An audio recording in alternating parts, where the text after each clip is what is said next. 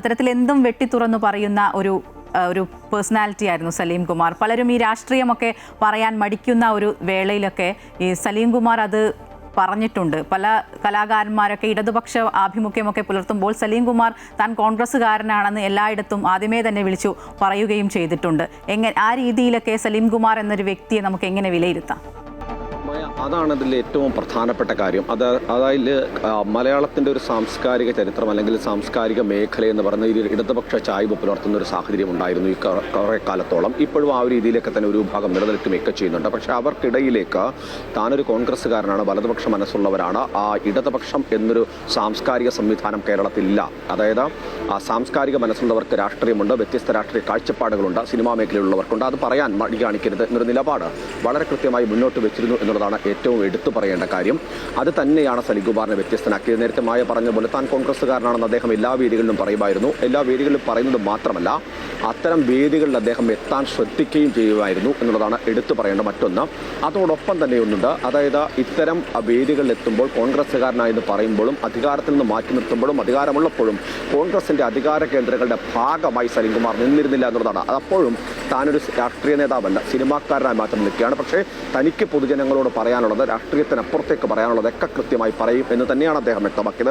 ഈ തെരഞ്ഞെടുപ്പിൽ നമ്മൾ കണ്ടതാണ്. ഈ തെരഞ്ഞെടുപ്പിൽ മുഖ്യമന്ത്രി പിണറായി വിജയനെതിരെ ഏറ്റവും രൂക്ഷമായ രീതിയിൽ വിമർശനം ഉന്നയിച്ച ഒരു പ്രധാന സാംസ്കാരിക സിനിമാ മേഖലയിൽ ഏറ്റവും രൂക്ഷമായ വിമർശനം ഉന്നയിച്ച പ്രധാന നേതാവ് ഒരാൾ കൂടിയായിരുന്നു സലീം കുമാർ എന്നുള്ളതാണ് എടുത്തു പറയേണ്ടത്. തെരഞ്ഞെടുപ്പിന് ശേഷവും തെരഞ്ഞെടുപ്പിന് മുമ്പും അദ്ദേഹം മുന്നോട്ട് വെച്ച നിലപാടുകൾ, അദ്ദേഹം മുന്നോട്ട് വെച്ച വാക്കുകളൊക്കെ തന്നെ കേരളം ചർച്ച ചെയ്തു എന്നുള്ളതാണ് പ്രധാനപ്പെട്ട കാര്യം. പറവൂരിനെ സംബന്ധിച്ച വി ഡി സതീശനുമായി ഏറ്റവും അടുപ്പമുള്ള, ഏറ്റവും ബന്ധമുള്ള ഒരു വ്യക്തി കൂടിയായിരുന്നു സലീം കുമാർ. അതുകൊണ്ട് തന്നെ വി ഡി സതീശന് തീരാനഷ്ടമെന്ന് അദ്ദേഹം വ്യക്തമായി തന്നെ പറയുകയും ചെയ്യുന്നുണ്ട്.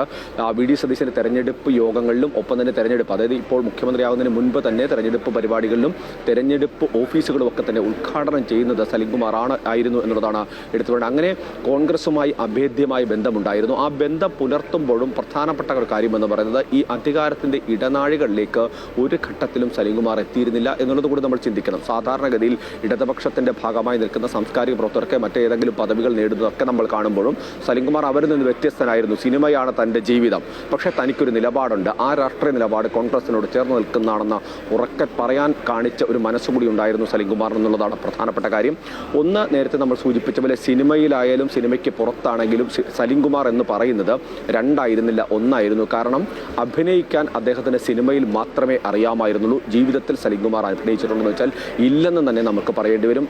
പലപ്പോഴും മറ്റുള്ളവർക്ക് ഏതെങ്കിലും തരത്തിൽ മുഷിച്ചിലുണ്ടാകുകയോ വൈഷമ്യമുണ്ടാകുകയോ ചെയ്യുമെന്ന് പറഞ്ഞ് പറയാൻ മടിക്കുന്ന ആളുകൾ പറഞ്ഞു. അത് മാത്രമല്ല, പലപ്പോഴും സിനിമാ താരങ്ങളെ സംബന്ധിച്ച് അവരുടെ പ്രധാനപ്പെട്ട കാര്യമെന്ന് പറയുന്നത് പലപ്പോഴും മറ്റുള്ളവരെ പിണക്കാതെ പരമാവധി മുന്നോട്ട് പോകുക എന്നുള്ളതായിരിക്കും. അതിനവർ രാഷ്ട്രീയ നിലപാടുകൾ മാറ്റിവെക്കാറുണ്ട്. പക്ഷേ അപ്പോഴും അത്തരം കാര്യങ്ങളിലേക്കാൾ അപ്പുറം തൻ്റെ നിലപാടുകൾ തുറന്നു പറയുന്നത്, അതിൻ്റെ പേരിൽ ഉണ്ടാകുന്ന നഷ്ടങ്ങൾ സഹിക്കാൻ തയ്യാറായ ഒരു വ്യക്തി കൂടിയാണ് സലീം കുമാർ എന്ന് നമുക്ക് പറയേണ്ടി വരും. അങ്ങനെ മലയാള സിനിമാ ലോകത്ത് തൻ്റേതായ, അതായത് അഭിനയത്തിൽ മാത്രമല്ല നിലപാടുകളിലും രാഷ്ട്രീയ കാഴ്ചപ്പാടുകളിലും തൻ്റേതായ ഒരു വ്യക്തിമുദ്ര പതിപ്പിച്ച വ്യക്തി കൂടിയാണ് ഇന്നിപ്പോൾ മലയാള സിനിമാ ലോകത്തേക്ക് ഒപ്പം തന്നെ നമ്മളോട് എല്ലാവരോടും വിട പറഞ്ഞു പോകുന്നത് എന്നുള്ളതാണ് എടുത്തു പറയേണ്ടത്. സിനിമയെ സംബന്ധിച്ച് തീരാത്ത നഷ്ടം തന്നെയാണ്. കാരണം സിനിമ ഇങ്ങനെ സ്വന്തമായി, അതായത് സലീം കുമാർ തന്നെ ഇൻ്റർവ്യൂവിൽ പറയുന്നുണ്ട്, നമുക്ക് പലപ്പോഴും അദ്ദേഹത്തിൻ്റെ അഭിമുഖങ്ങൾ പറയുന്ന ഏറ്റവും പ്രധാനപ്പെട്ട കാര്യം, നമ്മൾ കേട്ട് പതിഞ്ഞ് നമ്മൾ തന്നെ ഇപ്പോൾ ഉപയോഗിക്കുന്ന പല വാക്കുകളും ഡയലോഗുകളും സംഭാഷണ ഭാഗങ്ങളും ഒക്കെ തന്നെ സ്വന്തമായി വരുന്നതാണ്. ഇതാണ് സന്ദർഭമെന്ന് പറയുന്നത്. ഒരുപക്ഷെ സ്ക്രിപ്റ്റിലില്ലാത്ത, അതിൽ തന്നെ പറയാത്ത, സംവിധായകനോ തിരക്കഥാകൃത്തിൻ്റെയോ കൈവശമില്ലാത്ത പല വാക്കുകളും പുറത്തേക്ക് വന്നതൊക്കെ നമ്മൾ കണ്ടു. കല്യാണരാമൻ ഉൾപ്പെടെയുള്ള സിനിമകളിലൊക്കെ സലീം കുമാറിൻ്റെ കയ്യിൽ നിന്ന് വരുന്ന വാക്കുകളൊക്കെ കേട്ടപ്പോൾ പിന്നീട് അഭിമുഖത്തിലൊക്കെ അദ്ദേഹം പറഞ്ഞിട്ടുണ്ട്, ഇതൊന്നും ആ സ്ക്രിപ്റ്റിൽ, അത് ആ സംവിധായകർ ഉൾപ്പെടെ പറഞ്ഞ കാര്യമാണ്, അതൊന്നും ഉണ്ടായിരുന്നില്ല, പിന്നീട് ഇങ്ങനെ ചെയ്താൽ മതിയാകുമെന്ന് സലീം കുമാർ. അതായത് എന്താണ് സന്ദർഭത്തിനനുസരിച്ച് തൻ്റെ ഹാസ്യ കഴിവിനെ മുന്നോട്ട് കൊണ്ടുപോകാനും അത് ജനങ്ങൾക്ക് ഇഷ്ടമാകുന്ന തരത്തിൽ മുന്നോട്ട് വയ്ക്കാനും, അതിൽ ഏറ്റവും പ്രധാനപ്പെട്ട കാര്യം അത് ഒരു തരത്തിലും മറ്റൊരാളെ വിഷമിപ്പിക്കാതെ കൊണ്ടുപോകാൻ കഴിയുക എന്നുള്ളത് ഒരു കലാകാരനെ സംബന്ധിച്ച് ഏറ്റവും പ്രധാനപ്പെട്ടതാണ്.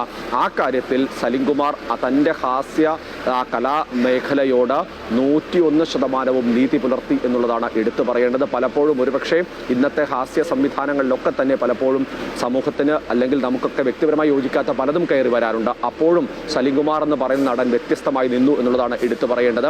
അങ്ങനെ ഓരോ സിനിമ മീശമാധവനിലാണെങ്കിലും അങ്ങനെ ഓരോ സിനിമകൾ എടുത്തു പറയണം, ആ സിനിമകളിലൊക്കെ തന്നെ തൻ്റെതായ ഒരു വ്യക്തി മുദ്ര അദ്ദേഹം പതിപ്പിച്ചിരുന്നു. അതിനുശേഷം ഇങ്ങോട്ട് വലിയൊരു മാറ്റമാണ് സലീം കുമാർ എന്ന നടനിലുണ്ടാകുന്നത് എന്നുള്ളത് കൂടി എടുത്തു വേണം. ആദാബിൻ്റെ മകൻ അബുവായാലും കൊള്ളാം.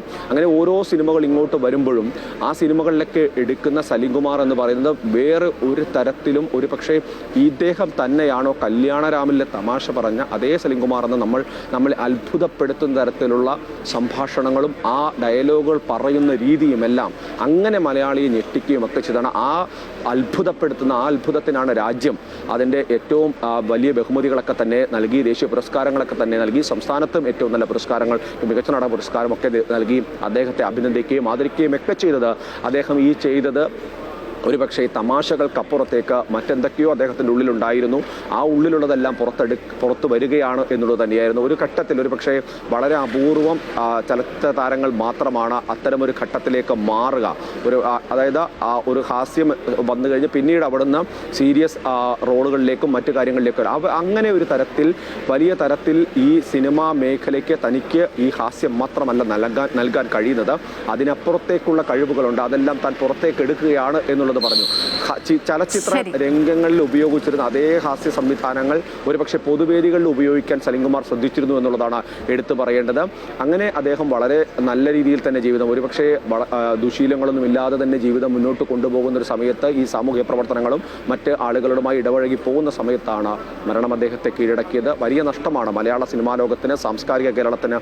ഒരുപക്ഷെ വി ഡി സതീശൻ മുഖ്യമന്ത്രി പറഞ്ഞതുപോലെ കോൺഗ്രസിനെ സംബന്ധിച്ച് കൂടി ഒരു വലിയ നഷ്ടമായി മാറുകയാണ് സലീം കുമാറിന്റെ വിയോഗം.